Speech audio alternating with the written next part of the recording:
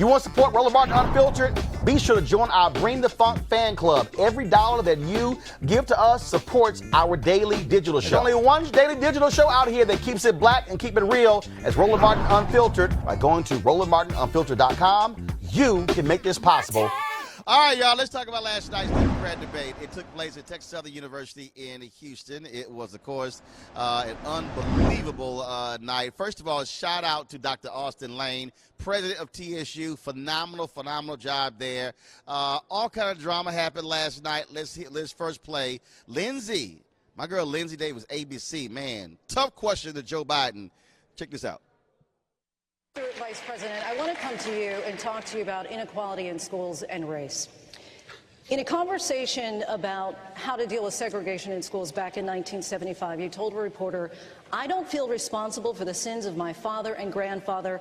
I feel responsible for what the situation is today, for the sins of my own generation, and I'll be damned if I feel responsible to pay for what happened 300 years ago." You said that some 40 years ago. But as you stand here tonight, what responsibility do you think that Americans need to take to repair the legacy of slavery in our country? Well, they have to deal with look, there is institutional segregation in this country. And from the time I got involved, I started dealing with that.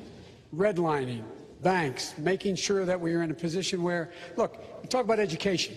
I propose that what we take is those very poor schools, the Title I schools, triple the amount of money we spend, from $15 to $45 billion a year. Give every single teacher a raise to the equal raise of getting out the $60,000 level. Number two, make sure that we bring in to help the teachers deal with the problems that come from home. The problems that come from home, we have one school psychologist for every 1,500 kids in America today. It's crazy.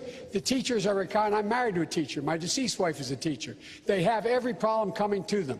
We have to make sure that every single child does, in fact, have 3-, 4-, and 5-year-olds go to school, not daycare, school. We bring social workers into homes of parents to help them deal with how to raise their children. It's not that they don't want to help. They don't know quite what to do. Play the radio. Make sure the television, make sure you have the record player on at night, the phone. Make sure the kids hear words. A kid coming from a very poor school, or a very poor background, will hear 4 million words fewer spoken by the time they get there. There's so much. No, I'm going to go like the rest of them do, twice over. Right, folks. Okay? What Joe Biden said has pissed off a whole bunch of people. Let's talk about our panel right now. Of course, joining us, we have Cleo Monago, of course, behavioral specialist. Dr. What's your name? Redbone. That's what Method Man said. That's what Method Man. That's what Method Man said. He like, the Redbone. The older sister with the red hair. The Redbone. That's what Method Man said. I'm just repeating what he said.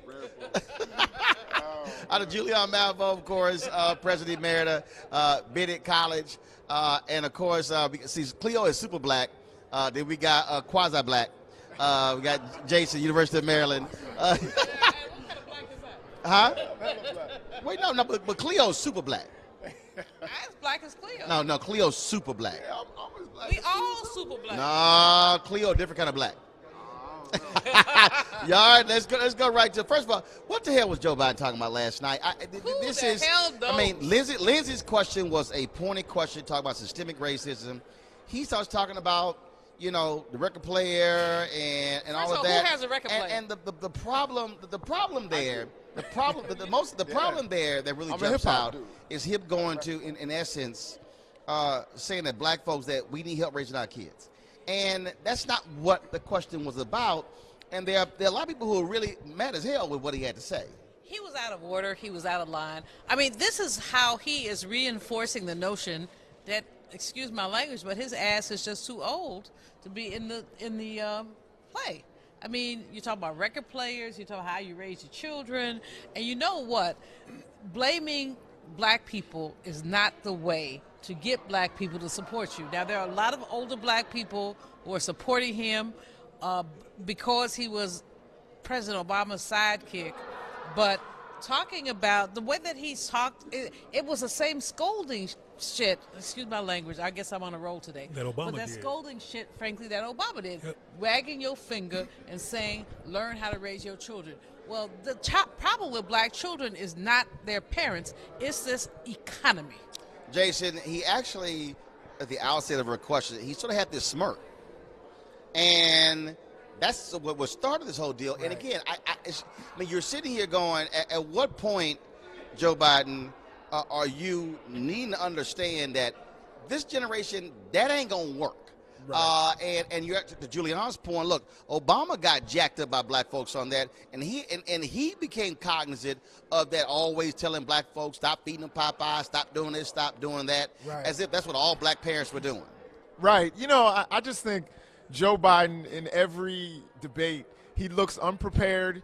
He should know his own statements, even from 40 years ago. Right. If you've had that long a career, so he's had a really. And you can't get mad if it get brought up. You those are your words. Yeah, I mean, you can talk about how you've evolved, and which I think is a fair thing to say, but instead he just tried to put together. Yeah. As opposed to evolve, he devolved. Right. He tried to put together a word salad, I think, and he got caught off guard again, just like he got caught off guard by Senator Kamala Harris in the first debate.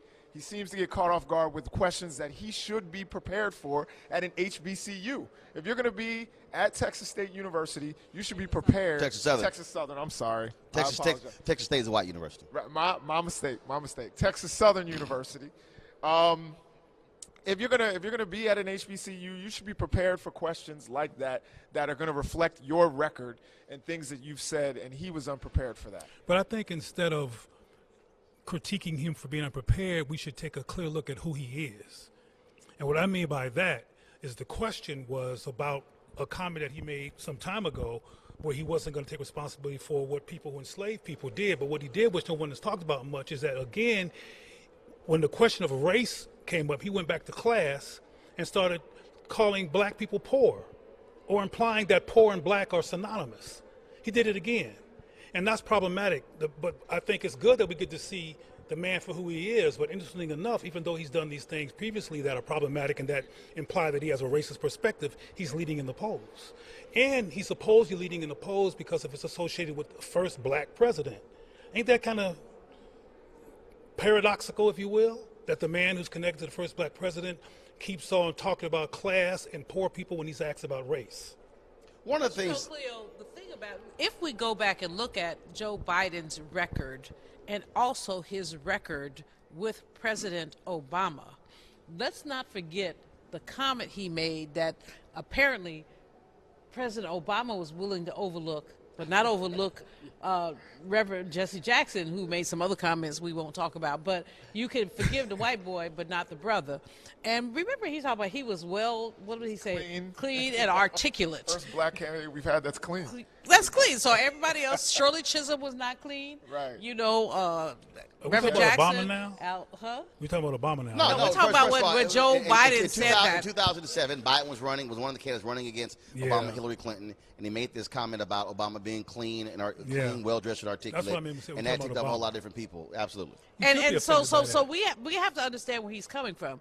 If you're a centrist liberal, he's okay. I mean, he's okay. But understand the roots of his racism. Understand that he's from Delaware. We prefer him over Trump. Oh, hell yeah. Oh, hell yeah. So we prefer racism light over pure racism. Well, I mean, no, it's not even about pure racism. No, that person, the orange orangutan, is not only a pure racist, but he has rolled back all kind of regulation. He has done everything he can to beat down not only black people, but also poor people. I mean, I will hold my nose and vote for Biden if I had to. I mean, rather jump up and down and dance and vote for Kamala or somebody else. I mean, Buttigieg is even kind of halfway growing on me. Don't be blinking your eyes, Cleo. Look, here's the deal. I believe that voters are making decisions based upon what they see as who can beat Trump.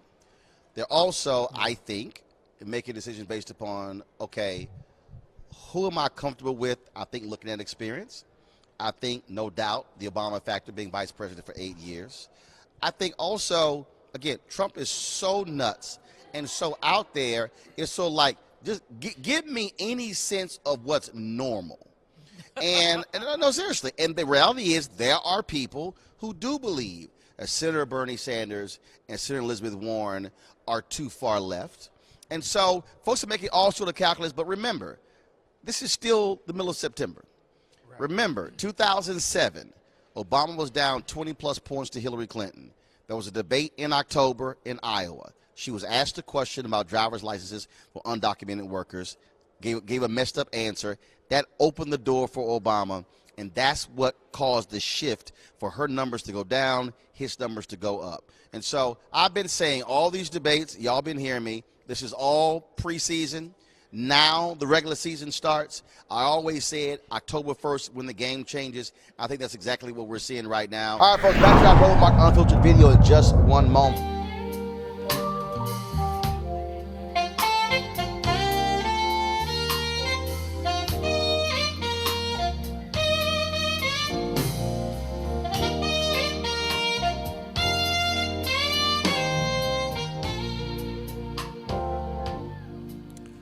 That's the man Gerald Albright there, folks. He could be one of the performers at the Life Luck Jazz Experience taking place in Cabo, November 7th through the 11th. For top-notch music, upscale destination. Got a week-long of events planned at the Omnia Day Club, Los Cabos, nestled in the Sea of Cortez in the celebrity playground of Los Cabos, Mexico. The Life Luck Jazz Experience offers the ultimate getaway for jazz aficionados. Folks, it's going to be food, alcohol, fine, like I say, golf, spa, health, wellness, all that good stuff. I'll be broadcasting Roland Martin Unfiltered from there that Thursday and Friday. The second annual Life Luck Jazz Experience also will include many concerts, the Spirit of Jazz Gospel Brunch, and Jazz Sunset Cruise. The confirmed guests, comedian actor Mark Curry, as I said, Gerald Albright, Alex Bunyong, Raul Madan, Incognito, Pieces of a Dream, Kirk Whalum, Average White Band, Donnie McClurkin, Shalea, Roy Ayers, Tom Brown, Ronnie Laws, and Ernest Quarles. For more information, visit lifeluxjazz.com, lifeluxejazz.com. Again, like I said, November 7th through 11th. You want to book your package now, of course. That way you can lock in the cheapest airline flights. We're going to have a great time down there. So while folks are cold in Northeast as well as the Midwest, we'll be chilling in the sun in Cabo. So lifeluxjazz.com. Now back to your Roland Martin Unfiltered video.